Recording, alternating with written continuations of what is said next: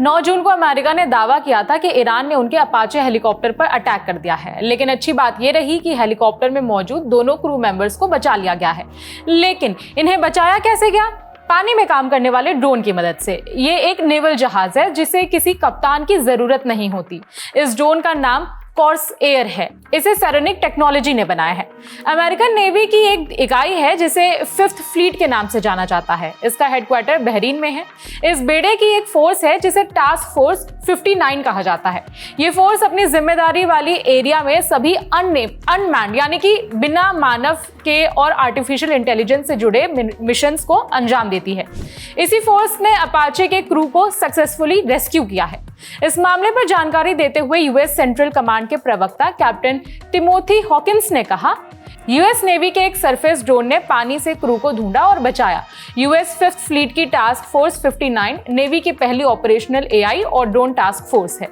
इस drone boat को America के टेक्सास में कंपनी सेरोनिक टेक्नोलॉजीज बनाती है। ये बोट 24 फीट लंबी है और एक बार में 1000 पाउंड यानी लगभग 450 किलोग्राम तक का पेलोड ले जा सकती है। कंपनी का यह भी दावा है कि एक बार अगर ये बोट निकली तो ये 1000 नॉटिकल मील यानी लगभग 1850 किलोमीटर तक की रेंज में अपने मिशन को अंजाम दे सकती है। इसकी स्पीड 35 नॉट्स यानी कि लगभग 65 किलोमीटर प्रति घंटा है। इस बोट में एआई से लैस सिस्टम्स, उन्नत रडार और कम्युनिकेशन सिस्टम लगा हुआ है।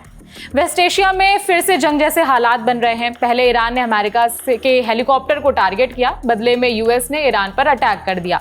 10 जून को अमेरिका की सेना ने एक्स अकाउंट पर लिखा था कि अमेरिकी सेना की सेंट्रल कमांड ने राष्ट्रपति डोनाल्ड ट्रंप के आदेश पर ईरान के खिलाफ जवाबी कार्रवाई कर दी है। ये हमले कल एक अमेरिकी आर्मी अपाचे हेलीकॉप्टर को गिराए जाने के जवाब में किए गए हैं।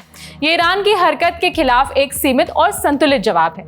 अमेरिका का कहना है कि ईरान ने स्ट्रेट ऑफ हॉर्मुज के पास उनका अपाचे हेलीकॉप्टर गिराया है। इस घटना के बाद अमेरिका ने सेल्फ डिफेंस में ईरान पर अटैक किया, ऐसा अमेरिका का कहना है। हमले के बाद राष्ट्रपति डोनाल्ड ट्रंप ने लिखा, मुझे हमारी महान सेना से जानकारी मिली कि कल रात ईरान ने हॉर्मुज के ऊपर गश्त कर रहे हमारे एक बेहद आधुनिक अपाचे हेलीकॉप्टर को मार गिराया। हेलीकॉप्टर में 2 पायलट थे और अच्छी बात यह है कि दोनों सुरक्षित हैं और उन्हें कोई चोट नहीं आई। फिर भी इस हमले का जवाब देना अमेरिका के लिए जरूरी है। वैसे बता दें कि ईरान ने इस हेलीकॉप्टर वाली बात को कंफर्म नहीं किया है, उल्टा यूएस को चेतावनी दी है। ईरान के विदेश मंत्री अब्बास अराक्ची ने लिखा कि युद्ध के मैदान में हार झेलने के बावजूद अमेरिका ने हमारी ताकत को परखने की कोशिश की। हमारी शक्तिशाली सेना किसी भी हमले या फिर खतरे का जवाब देने से पीछे नहीं हटेगी। अगर आप सुरक्षित रहना चाहते हैं तो हमारे क्षेत्र से दूर रहें। फारस की खाड़ी यानी पर्शियन गल्फ का इतिहास इस बात का गवाह है कि यहाँ दखल देने वाली बाहरी ताकतों का अंजाम अक्सर बहुत बुरा होता है। इससे पहले दोनों देश बातचीत के रास्ते पर थे। उम्मीद जताई जा रही थी कि अब जंग रुक सकती है, लेकिन अमेरिका के हमले ने इसे और बढ़ा दिया है।